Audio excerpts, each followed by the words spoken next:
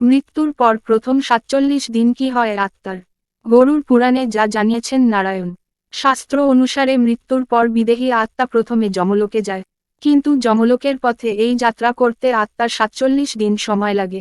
জেনে নিন গরুড় পুরাণে কি বর্ণনা আছে এই বিষয়ে। মৃত্যু হল জীবনের এক পরম সত্য।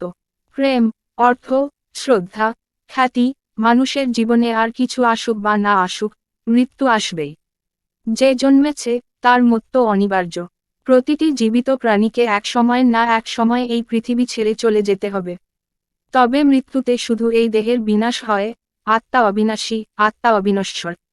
গীতায় আত্মার এই রূপ তুলে ধরেছিলেন শ্রীকৃষ্ণ। তিনি বলেন, মৃত্যুতে আমাদের দেহই শুধু ফুরিয়ে যায়, আত্মা নয়। এখন প্রশ্ন হল, আত্মার যদি মৃত্যু না থাকে, তাহলে দেহের মৃত্যুর পর আত্মা কোথায় যায়? এই বিষয়ে বিস্তারিত ব্যাখ্যা আছে হিন্দুধর্মের আরেকটি গুরুত্বপূর্ণ গ্রন্থ গরুড় পুরাণে। গরুড় পুরাণে শ্রীবিষ্ণুর বাহন গরুড় পাখি তাকে প্রশ্ন করেন, নারায়ণ, মৃত্যুর পর আত্মার সঙ্গে কি হয়? মৃত্যুর কতদিন পর আত্মা যমলোকে পৌঁছয়? বিষ্ণু ভগবান তাকে বলেন মৃত্যুর পর বিদেহী আত্মার যমলোক যেতে ৪৭ দিন সময় লাগে। এই ৪৭ দিন নানারকম অত্যাচার সহ্য করতে হয় আত্মাকে। মৃত্যুর আগে ইশারা।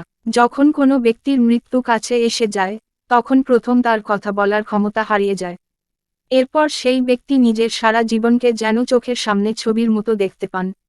এই সময় দুজন যমদূত আসে আত্মাকে যমলোকে নিয়ে যেতে। যমদূতদের দেখতে পেয়ে আত্মা দেহ ছেড়ে বাইরে বেরিয়ে আসে। তারপর যমদূতেরা আত্মার গলায় দড়ি বেঁধে তাকে যমলোকের পথে নিয়ে যায়। মৃত্যুর পর ১৩ দিনে পিণ্ডদান কেন জরুরি?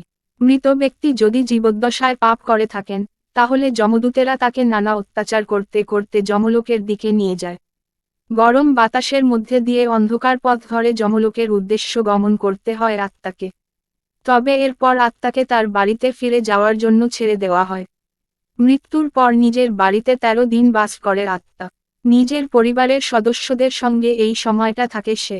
তার মৃত্যুর পারলৌকিক কাজকর্মে কিভাবে পালিত হচ্ছে, তা নিজের চোখে দেখে আত্মা। ১৩ দিন পর শ্রাদ্ধকর্ম, পিণ্ডদান, ব্রাহ্মণ ভোজন সম্পূর্ণ হলে যমদূতেরা আবার এসে আত্মাকে নিয়ে যায়।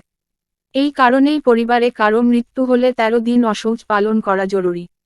কারণ পারলৌকিক ক্রিয়া সম্পূর্ণভাবে পালিত হলে তা আত্মাকে যমলোকে ফিরে যাওয়ার শক্তি দেয়। ১৩ দিন পর আবার যমলোকে ফিরে যাওয়ার পথে আত্মাকে প্রথমে বৈতরণী নদী পেরোতে হয়। লাল রঙের এই নদী হল গঙ্গার এক ভয়ানক রূপ। এখান থেকে সব সময় ধোঁয়া বেরোতে থাকে। এই নদী পেরোনোর সময় আত্মাকে ভয়াবহ সব প্রাণীর মুখোমুখি হতে হয়। এই নদী পেরোতে ৪৭ দিন সময় লাগে আত্মার। তবে পুণ্যবান ব্যক্তির আত্মাকে বৈতরণী পেরোতে কোনো কষ্ট পেতে হয় না। এক গরুর লেজ ধরেই তিনি বৈতরণী অনায়াসে পেরিয়ে যেতে পারেন বলে গরুড় পুরাণে উল্লেখ আছে। বৈতরণী নদী পেরিয়ে যমলোকে পৌঁছানোর পর আত্মার পাপ পুণ্যের হিসেব করেন যমরাজ। তারপর সেই আত্মার স্থান নরকে হবে না স্বর্গে হবে, তা স্থির হয়। সেই কারণে আমাদের জীবনে সব সময় ভালো কাজ করা উচিত।